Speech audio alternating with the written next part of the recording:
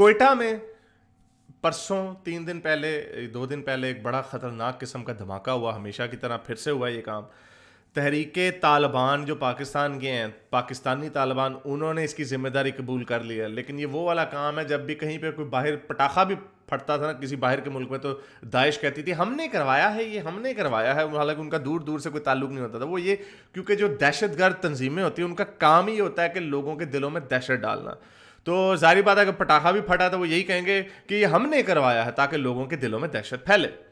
तो तहरीके तालिबान पाकिस्तान के ऊपर जो एक्सपर्ट्स जो कह रहे हैं, वो कह रहे हैं कि शायद इसके अंदर पाकिस्तानी तालिबानों का काम ना हो, इसके अंदर BLA का काम हो, जो बलोचिस्तान लिबरेशन आर्मी है।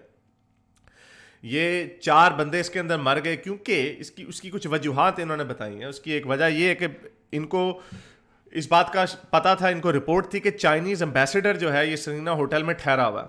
तो लेकिन अल्लाह मियाँ काफरों और मुल्हिदों के साथ ही होता है हमेशा से कि आपके चाइनीज़ एम्बेसडर उस वक्त किसी ज़रूरी काम से बाहर निकले हुए थे और अल्लाह मियाँ ने एक मुल्हिद चाइनीज़ को बचा लिया और उसके बदले में अल्लाह मियाँ ने 4 मोमिनीन्स की जान ले ली। हमेशा की तरह हमेशा मोमिनीन्स ही पिसते हैं। अल्लाह मियाँ भी मोमिनीन्स को ट्रक के नीचे ना, बस के नीचे फेंक के भाग जाते हैं अल्लाह मियाँ भी। और जो खुद कुछ धमाकेदार था वो खुद भी मोमिन ही होगा, जाहिर सी बात है। 72 बच्चियों की जल्दी में उसने देखा नहीं, उसने कहा ठगा ठग बस बटन दबा दो।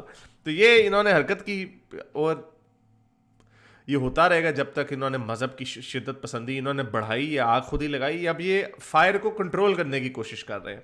तो बहरहाल इसकी वजह ये है कि बलूचिस्तान लिबरेशन आर्मी ने इसलिए किया होगा क्योंकि इससे पहले भी BLA जो है वो चाइना के ऊपर, चाइना के इंटरेस्ट जो बलूचिस्तान में जो उसकी चाइना की प्रेजेंस बढ़ रही है उसके ऊपर अटैक करते आए हैं। और इनकी एक स्टेटमेंट भी आई थी कि चाइनीज़ एक्सपेंशनिज्म जो है वो पाकिस्तान में बलूचिस्तान के थ्रू हो रही है। और चूंकि वो पहले पाकिस्तान को इन्हें BLA पसंद करती, वो पहले से ही वहाँ पे बगावत चल रही है पाकिस्तान के ख़िलाफ़, तो ऊपर से अब चाइना आ रहा है उनके ऊपर। तो ये ग्वादर और ये जितनी ये जो सीपैक करते रहते हैं वो बलूचिस्तान से होता हुआ जा रहा है। तो ऑब्वियसली चाइनीज़ इन्वेस्टमेंट है, तो चाइना उसमें चाइना का असर रसूख होगा। और चूंकि चाइना इतना पैसा लगा चुका है, भाई चाइना नहीं पीछे हटेगा, वो पे छितर ही मारेगा, वो सबको लटाएगा फिर तो ये भी एक अजीब ड्रामेबाजी इनके साथ होनी है। इस्लाम की कोई जगह है ही नहीं मॉडर्न वर्ल्ड में। अच्छा, तो इससे पहले जैसे मैंने आपको बताया कि पाकिस्तान की कराची की स्टॉक एक्सचेंज पे इन्होंने हमला किया था BLA ने। उससे पहले ये चाइनीज़ कौंसलेट जो कराची में है 2018 में, उसमें भी ये घुस गए थे और इन्होंने काफ़ी बंदे मार दिए थे, 4 बंदे मार दिए थे।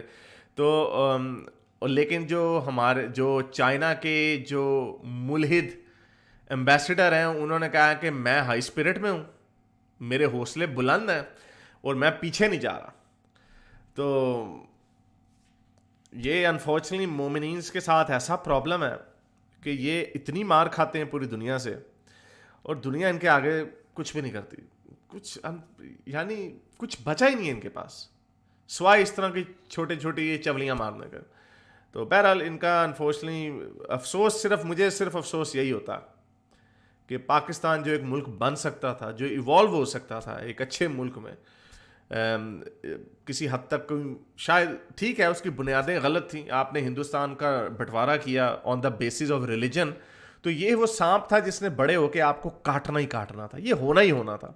वो कई फिल्मों में दिखाते हैं ना कि आप पास्ट में जाते हैं कोई पास्ट की मिस्टेक को ठीक करने के लिए, आप वो ठीक करते हैं मिस्टेक तो फिर भी कुछ ना कुछ गलत हो जाता, फिर भी कुछ, क्योंकि जब फाउंडेशन ही गलत था, ये इस कंट्री को डिवाइड ही नहीं होना चाहिए था, सब कॉन्टिनेंट को, जिसकी वजह से डिवाइड हुआ रिलीजियस बेसिस पे। तो ये रिलीजन की बेसिस पे लड़ाइयाँ होती रहेंगी। मेरे इस नेक काम को जारी रखने के लिए मुझे पेपैल या पेट्रियन पे ज़रूर सपोर्ट कीजिए ताकि मैं अपना पैगाम ज़्यादा से ज़्यादा लोगों तक पहुंचा सकूं।